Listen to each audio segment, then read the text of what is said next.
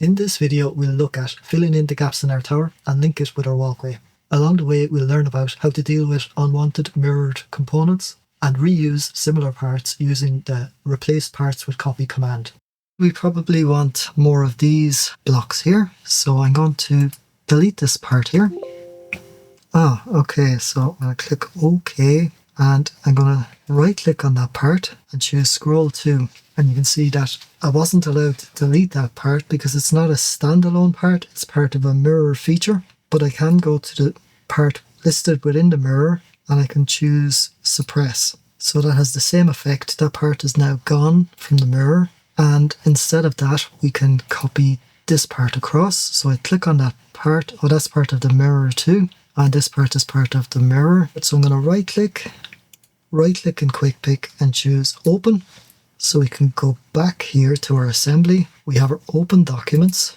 So I'm just going to press F5 and that part appears. I'm going to drag it around in the preview and drag it into this tower assembly. And I'm going to choose the axis of this peg and the axis of this peg. Align those. Choose the bottom face of this part, the top face of this part. Choose this face and this face. And I'm just going to click on that part. Move the steering wheel to the center of that peg, press Ctrl, click on this arrow, copy across to the center of this peg.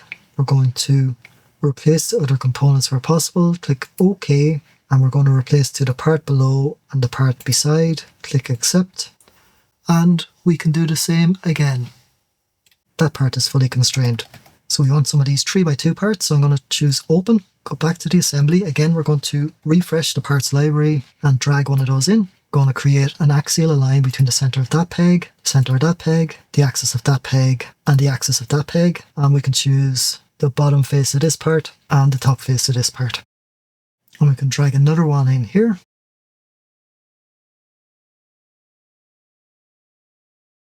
And we have some little gaps here to fill in our floor. And we could base that on this part here. So I'm going to put this part in here. So I'm going to click on that part, move it by the center, press Ctrl, click on the blue disk and move it to there. And we're going to not repair unsatisfied relationships, click OK and delete. So I'm going to try flash fit between this peg, this peg, this peg, and this peg. And I'm going to choose the bottom face of this part and the top face of this part. That's not quite right, but let me just click on this part and I'm just going to right click on it. And I'm going to choose More, Replace Part with Copy, click Accept.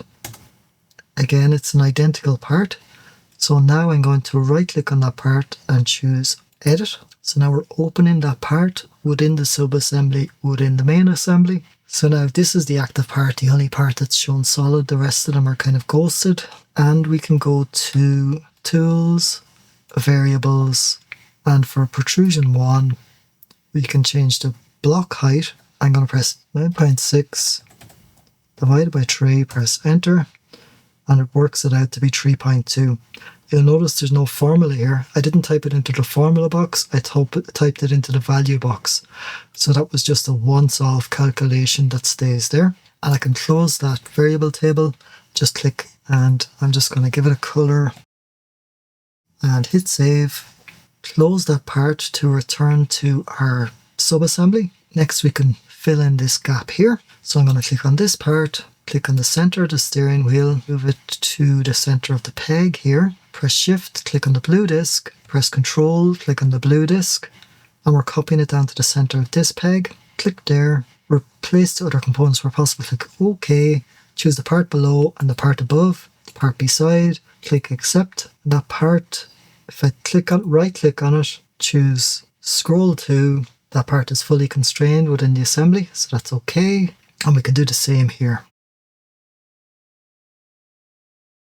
Select the part underneath, select the part beside and the part above, click accept. That part is fully constrained within the assembly. We're going to put a kind of a wall between these two, and then we're just going to have a gap of 1 within this wall here. So to fill in that gap of 1, we're going to need a 1 peg block that's 1/3 high. So I'm going to click on this part, okay. I'm going to click on the center of the steering wheel, move it to the peg below it, press shift, click on the blue disk, press Ctrl, click on the blue disk, and now we're copying the part in the plane of the blue disk, And I'm just going to move up to the center of this peg here and click. And we're going to replace other components where possible. Click OK and choose the part below it and the part beside it. So I'm going to click accept and delete. And now let's just take a look at this part. I'm going to press escape, right click on the part and choose scroll to. And it's not fully constrained. We have an axial align, a planar align. But let's just try drag component. Click OK and freeform move. And the part is free to move up and down. So I'm going to choose mate and I'm hovering around the part to get the bottom face of it. Right click for quick pick, choose the bottom face and the top face of this part and they come together and I choose select, click on this part and it's now fully constrained within the assembly. So I'm going to right click on the part and choose more, replace part with copy, click accept. I can click on the part and choose edit.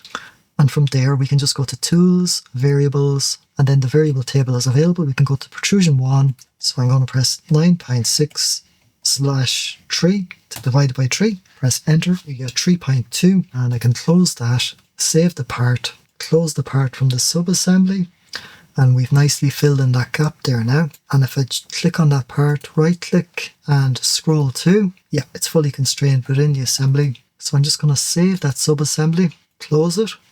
And we have a beginning of our walkway, so let's just put a bit of a wall in front of that now. Right click on this part, choose open, and we can go back to the assembly now, go to the parts library, click in this window, press F5 to refresh, and we can drag in that part into our assembly.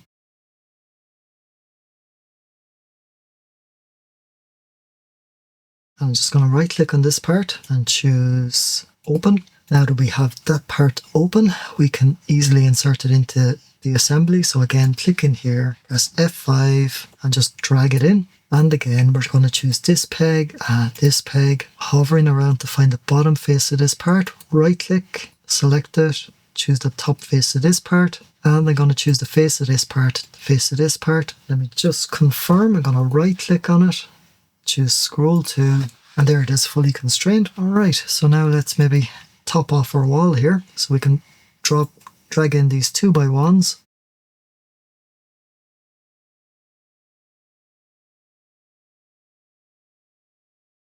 We're going to replace the other components where possible. Click OK, choose the parts below and the part at the same height. Click accept, and that part is fully constrained now.